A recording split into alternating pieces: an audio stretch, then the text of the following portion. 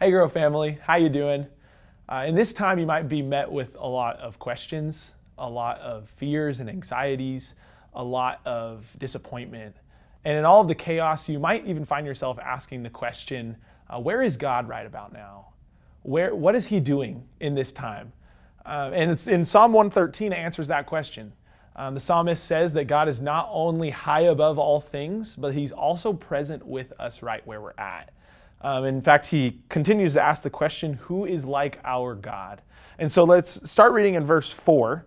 It says, the Lord is high above all nations, and his glory above the heavens. Who is like our God, who is seated on high, who looks far down on the heavens and the earth? If you're anything like me, you try and gain control at as much as you can. As humans, we love to have control over our lives, over situations.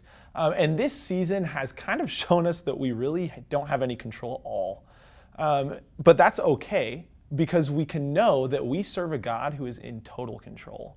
I mean, in this psalm, it talks about how God is high above all the nations, that he looks far down on the heavens and the earth, and God is not afraid. He is not worried about what will happen. In fact, he is in total control. But when I say that God is high above all things, I don't want you to think that he's distant, because he's not distant. In fact, he cares about you and what you're going through. And in verse 7, it talks about that. It says, he raises the poor from the dust and lifts the needy from the ash heap.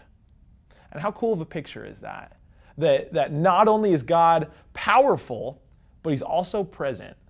That he's not only high above all things, but he also knows you, and he loves you, and he cares about you and the things that you're going through, and he wants to meet your needs.